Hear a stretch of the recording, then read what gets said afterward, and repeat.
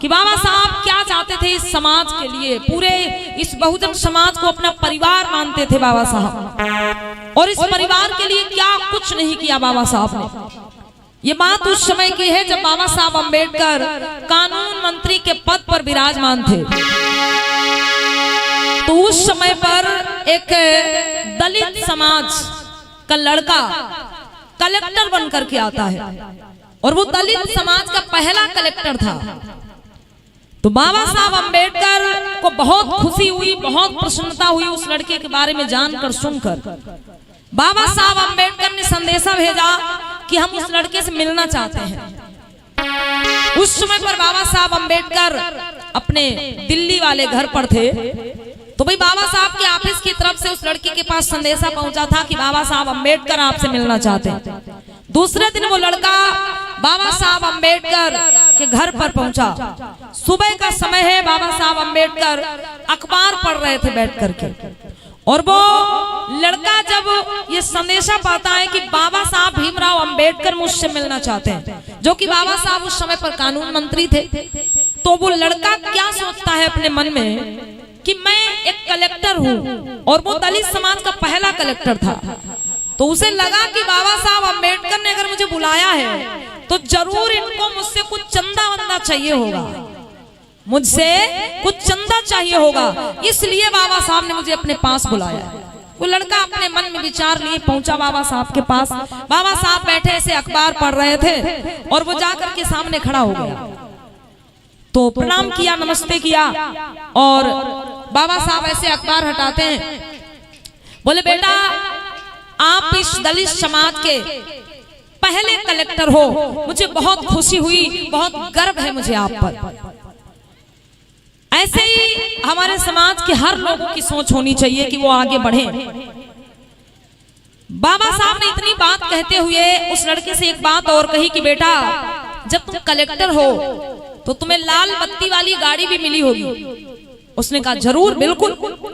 तो बाबा साहब ने कहा ठीक है बेटा, देखो मेरा आपसे ये कहना है, मेरा आपसे ये कहना है बेटा कि आप जिस बस्ती में जन्म लिए हो, माताएं बहनें बड़ी ध्यान से सुनना, बाबा साहब की क्या सोच थी इस समाज के प्रति, लेकिन आज इस समाज की क्या सोच है बाबा साहब के प्रति। कोई कहता हमें कुछ नहीं दिया, कोई कहता हमारे लिए कुछ नहीं किया, कोई कहता हम क्या जाने, कोई कहता हम क्यों जाएं वहां, लेकिन बाबा साहब की क्या सोच थी इस समाज के लिए, सुनना।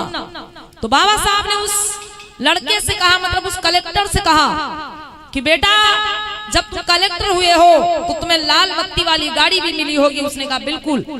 तो बाबा साहब ने कहा बेटा एक काम करना कि तुम जिस बस्ती में जन्म लिए हो, तुम जिस बस्ती में गांव में जन्म लिए हो, पले बड़े हुए हो, बेटा एक काम करना, ज्यादा तो नहीं लेकिन हफ्ते में एक दिन कोई थोड़ा सा समय निकाल लेना, हफ्ते में एक दिन का आप समय निकाल लेना थोड़ा सा, और उस समय में आपको क्या करना है कि अपनी उसी लाल बत्ती वाली गाड़ी में बैठ के और उस बस्ती के 2-3 चक्कर लगाना है तुम्हें।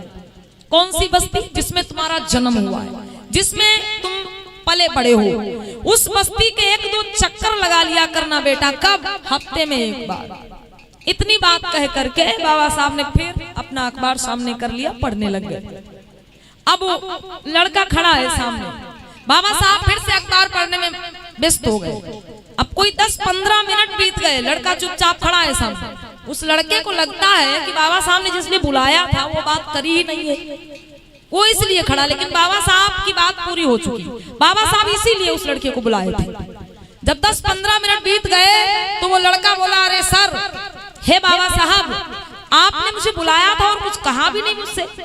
तो बाबा साहब ने अखबार नीचे रख दिया और बोले बेटा अभी तुम खड़े हो यहाँ पे?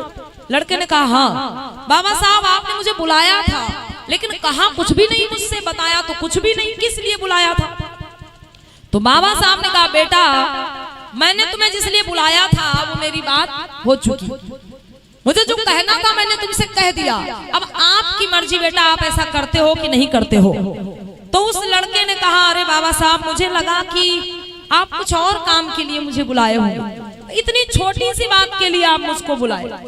उस लड़के को मतलब ये छोटी सी बात लग रही। उसने कहा बाबा साहब आप इतनी छोटी सी बात के लिए मुझे बुलाए, मुझे लगा कि आपको मुझसे कुछ चंदा वंदा चाहिए होगा, इसलिए आपने मुझको यहाँ पर बुलाया। तो बाबा साहब समझ गए उस लड़के की भावना को, बोले बेटा ऐसा नहीं, तुमसे कोई और लालच नहीं है, मुझे कोई चंदा कोई रुपया कोई पैसा नहीं चाहिए। बेटा मैंने तुमसे ऐसा इसलिए कहा, मैं तुम्हें समझाता हूँ। देखो बेटा तुम जिस बस्ती में जन्म लिए हो, पले बड़े हुए हो, जब तुम अपनी लाल बत्ती वाली गाड़ी में बैठकर और उस बस्ती के अंदर से निकलोगे या बस्ती के आसपास से गुजरोगे, उस बस्ती के चारों ओर जब तुम चक्कर लगाओगे, जो भी रास्ता होगा वहां का, तो बेटा उस रास्ते पर मतलब उस सड़क के किनारे, उस गांव के किनारे कुछ महिलाएं बर्तन मांज रही होंगी। उस रास्ते के किनारे, उस गांव के किनारे कुछ महिलाएं कपड़ा धो रही होंगी, कुछ महिलाएं गोबर उठा रही होंगी, कुछ महिलाएं झाड़ू लगा रही होंगी, अरे कुछ महिलाएं कंडे उपले बना रही होंगी। बेटा जब तुम्हारी लाल बत्ती वाली गाड़ी वहां से निकलेगी, जब तुम उस गाड़ी में बैठ करके निकलोगे, तो जो महिलाएं बर्तन मांज रही होंगी, कपड़ा धो रही होंगी, गोबर उठा रही होंगी, झाड़ू लगा रही होंगी, कंडे उपले बना रही होंगी, अरे वो महिलाएं जब तुम्हें देखेंगी तो उनके मन में ये विचार आएगा कि ये वही लड़का है जो हमारी ही बस्ती में जन्मा पला बड़ा हुआ, और जब ये लड़का इस छोटी सी बस्ती से निकलकर यहाँ तक पहुंच सकता है। ध्यान से सुनना आप लोग, बाबा साहब ने क्या कहा, वो महिलाएं जब तुम्हें लाल बत्ती वाली गाड़ी में बैठा देखेंगी तो उनके मन में जरूर ये विचार आएगा कि जब ये महिलाएं सोचेंगी कि जब ये लड़का इस बस्ती से निकलकर और यहाँ तक पहुंच सकता है, तो मेरा बेटा क्यों नहीं, जब ये लड़का इस बस्ती में पैदा हुआ, इस बस्ती में खेला कूदा बड़ा हुआ, और जब ये लड़का लाल बत्ती वाली गाड़ी में बैठकर चल सकता है, तो अरे मेरा बेटा क्यों नहीं, मेरा बेटा भी यहाँ तक पहुँच सकता है, मेरा बेटा भी ऐसा बन सकता है। बेटा महिलाओं के मन में अगर ये विचार आए तो वो जरूर कोशिश करेंगी अपने बच्चों को तुम्हारे जैसा बनाने के लिए। बोलो बाबा साहब अमर रहे।